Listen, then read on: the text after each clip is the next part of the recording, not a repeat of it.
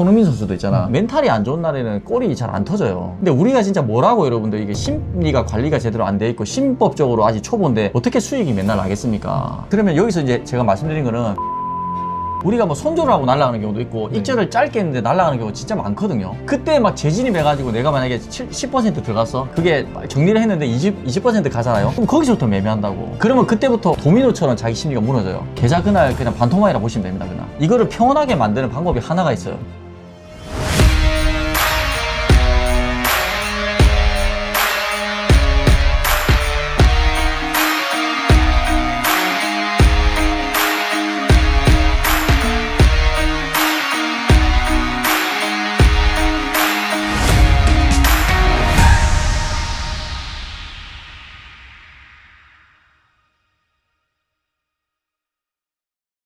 이제 다음으로 넘어가겠습니다. 손실 나는 날 심리 관리가 어렵지만 수익 나는 날도 심리 관리가 어려운 것 같습니다. 그래서 수익이 나면 들뜨는 마음에 매매를 남발하게 되고 또 잦은 매매에 수익금을 다시 많이 내주게 됩니다. 이거 저도 굉장히 동의를 하는데 저도 가끔씩 수익이 좀 크게 나는 날이 있으면 또 수익 많이 났으니까 좀 자신감 있게 매매하고 그리고 또 돈을 안 빼면 계좌에 좀 시드도 늘어나잖아요. 그래서 크게 날리는 날도 또 있어요. 이런 고민 충분히 하실 수 있다고 생각되고 매매 일지를 한번 보겠습니다. KCTC 이거 매매해서 수익 내신 것 같고 유진 로봇 좀 오후에 너무 늦게 들어가신 것 같긴 한데요. 목요일 손실 보셨고 대성산업 이거는 좀 더 일찍 매매하신 건데 이건 뭐 잘 하신 것 같고 그리고 나이백 사셔서 뒤에 손절하셨고 다음으로 일동제약 이거는 뭐 잘 하셨네요. 그래서 일동제약으로 아침에 한 4% 수익을 내신 다음에 이후에 좀 뭐 나이백 뭐 이런 종목들로 좀 손실을 보신 것 같습니다. 제가 봤을 때는 뭐 매매를 남발한다고 말씀하셨잖아요. 근데 이게 주식을 너무 기술적으로 막 여러분들 계속 파시려고 하시는데 제가 그러니까 말씀드리지만 심리가 안 좋잖아요. 예를 들면 우리가 뭐 되게 뭐 뛰어난 뭐 축구 선수 중에 손흥민 선수도 있잖아. 멘탈이 안 좋은 날에는 골이 잘 안 터져요. 근데 우리가 진짜 뭐라고 여러분들 이게 심리가 관리가 제대로 안 돼 있고 신법적으로 아직 초보인데 어떻게 수익이 맨날 나겠습니까? 그러면 여기서 이제 제가 말씀드린 거는 지키는 게 실력입니다. 정말로. 그러니까 지키는 게 진짜 잘 안 되거든요. 아침에 수익 냈다가 오후에 까먹은 적이 진짜 많으실 거예요, 여러분들. 나 오전에 수익 났다가 오후에 다 털어먹은 적 있다. 0번 한번 쳐보세요. 숫자 봐봐. 안 보일 정도 채팅창 올라가잖아, 지금. 이거 여러분들 웃을 일이 아니라니까요. 저도 만약에 오전에 수익 나고 오후에 끝까지 매매를 막 하잖아요. 그러면 저도 수익 안 나요, 여러분들.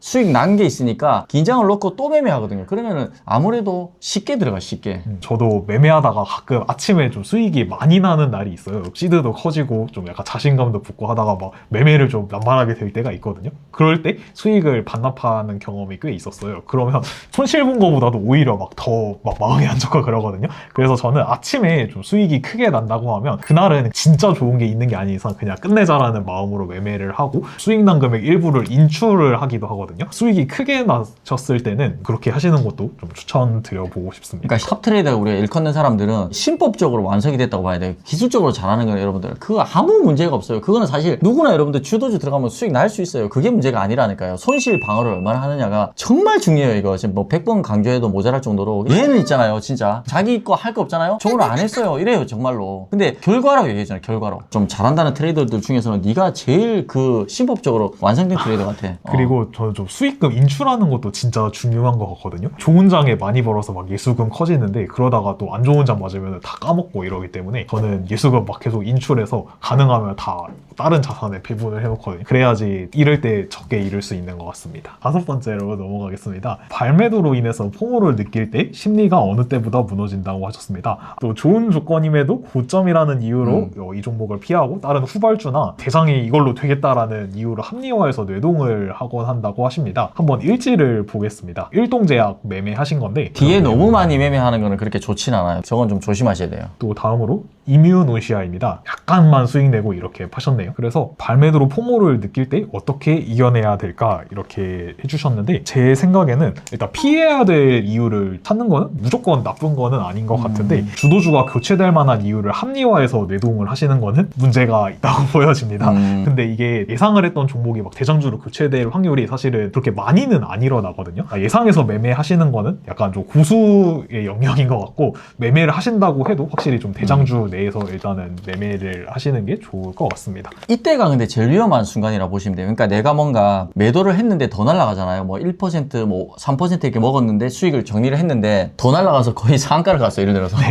멘탈 나가 안 나가. 저도 사람이라 저도 나가거든요. 이걸 참아내느냐 못 참아내냐 싸움이라 저는 생각하거든요. 왜냐면 우리가 뭐 손절을 하고 날아가는 경우도 있고 익절을 짧게 했는데 날아가는 경우가 진짜 많거든요. 그때 막 재진입해가지고 내가 만약에 10% 들어갔어. 그게 정리를 했는데 20% 가잖아요. 그럼 거기서부터 매매한다고. 네. 그럼 어떻게든 현상이 나오잖아. 무조건 손절 나가 또 그때. 그러면 그때부터 도미노처럼 자기 심리가 무너져요. 계좌 그날 그냥 반토막이라 보시면 됩니다. 그날. 그래서 그냥 내가 1% 수익 냈다. 그냥 고맙잖아요, 여러분들. 손실 준 게 아니고 나한테 수익 준 종목이잖아요. 포목 올 필요가 뭐가 있어요? 그냥 참아야 돼요. 그게 안 되면 주식을 하면 안 된다니까요, 진짜. 그래서 이뮤논 씨가 만약에 이렇게 파셨는데 이후에 더 간다 하면은 이게 약간 신법적으로 좀 더 단련이 되셔야 되긴 하지만, 이거는 그냥 내게 아니다라고 생각을 하시는 게 좋고, 이후에 매매를 만약에 꼭 하셔야겠다 싶으면은 그래도 낮은 비중으로 들어가시는 게 좋을 것 같습니다. 제가 그러면 이거 한 가지만 또 팁을 하나 드릴게요. 그래서 이거를 평온하게 만드는 방법이 하나가 있어요. 제가 만약에 뭐 10% 진입을 했는데 한 2, 3% 먹었는데 그게 이제 20%까지 갔잖아요. 이 종목이 에너지를 응축한 다음에 쉽게 죽지 않는다는 흐름을 주면서 긴 시간 동안 옆으로 길 때가 있어요. 그러면 다시 돌파하면 그때 보면 돼요. 그때 보면 그때부터 한 번 더 업사이드가 돼요. 그 생각을 하면 급하게 오르는 구간을 버틸 수가 있어요. 그리고 저는 이게 좀 코스피, 코스닥 이런 것도 있긴 하지만 어느 섹터에 속한 종목인지에 따라서도 좀 많이 달라지는 것 같아요. 시가총액에 따라서도. 네, 그렇죠. 시가총액에 따라서도 다르고, 그래서 이게 무조건 코스닥이라고 코스닥만 따라가고 그렇게 하시면 안 돼요. 코스닥만 예. 따라가는 거 아닌데. 왜냐면 한 테마가 있는데 그 테마 안에서도 막 로봇이 있다 치면 로봇 안에도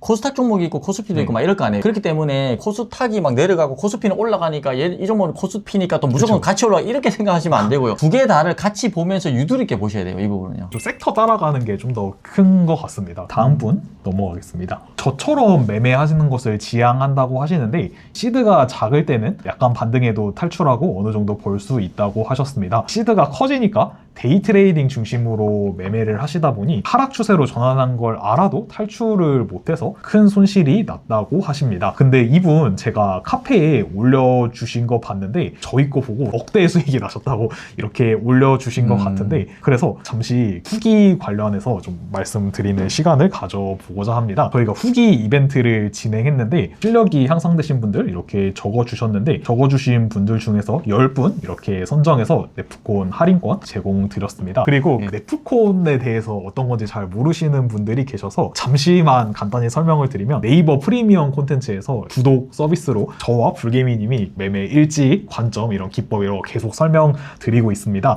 그런데 지금 또 하고 있는 6개월 반 이벤트에 대해서 설명을 드리면, 첫 번째 포인트로 평생 소장 키트를 드리고 있습니다. 특강 25강이 담긴 USB를 1000분 한정으로 하루에 1만 원 이하인 혜택가로 활용하실 수 있습니다. 그리고 저희 황금키 출시가 됐는데, 황금키 한번 이번 기회에 보여드리도록 하겠습니다. 이렇게 주도 섹터 그리고 또 종목들 빠지지 않게 좀 빠르게 체크하실 수 있도록 제공드리고 있고, 다음으로 대금 상위 화면이 있습니다. 저는 이 화면이 진짜 도움이 많이 되는 것 같은데, 거래대금 상위 종목에서 많이 오른 종목들 어떤 sek터인지 이렇게 정리를 해드리고 있습니다. 그래서 이게 키움증권이라든지 거래대금 상위 화면이 있잖아요. 우리가 HTS에도. 그거랑은 이제 차원이 다른 게, 거기는 불필요한 종목들이 많아요. 예를 들면 마이너스 냈던 종목이라든지 뭐 추세가 무너진 종목도 다 표시가 되잖아요. 그리고 이게 무슨 관련주인지 모르시는 초보분들도 많고 직장인분들도 많잖아. 근데 이걸 보는 순간 바이오인지 우주항공인지, 그리고 우주항공이 몇 개가 포진되어 있고 상위에 그다음 바이오가 몇 개가 포진되어 있는지가 실시간으로 계속 표시가 되고, 불개미 특공대가 이거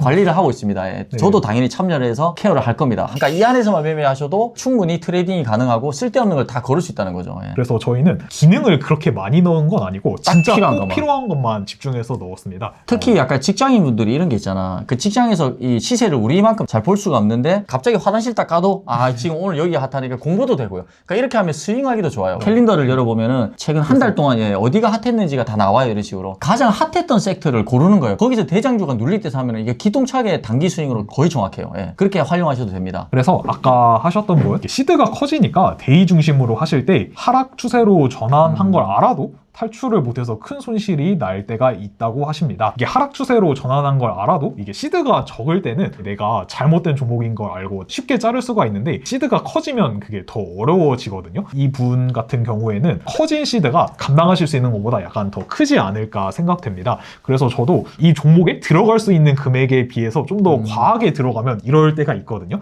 만약에 이렇게 느끼시는 경우에는 좀 더 금액을 줄여보시는 게 오히려 수익 향상에 더 도움이 될 것 같습니다. 시드를 늘린다고 무조건 수익이 더 나는 게 아니라 수익을 극대화할 수 있는 시드가 정해져 있습니다. 이게 X축이 만약에 시드고 이게 Y축이 손익이라고 했을 때 그냥 일단 매매를 어느 정도 좀 잘하시는 분들 기준으로 말씀을 드리면 제가 100만 원으로 매매를 하면 수익이 적게 나겠죠. 그래서 이렇게 시드가 적을 때는 적게 나다가 딱 극대화되는 시드가 있습니다. 그런데 내가 감당할 수 있는 걸 넘어가면은 수익이 줄어들고 손실로 이렇게 전환될 수 있거든요. 그래서 이 지점을 잘 찾으시는 게 중요할 것 같습니다. 그래서 이분은 오히려 시드를 조금이라도 좀 줄여보시면 더 심리가 안정되게 매매하실 거라고 생각이 되고, 손절을 하려고 하면 이게 시드가 커지면 이게 호가창에 다 받아줄 수가 없으니까 일단 몇 호가 밑으로 팔아야 돼서 또 손실이 크게 날 수 있고, 언제 팔지 고민을 하다가 또 타이밍을 또 놓칠 때도 많습니다. 그래서 특히 초보자분들은 시드가 커진다면은 일단 매매를 진짜 최소화하는 게 중요합니다. 그리고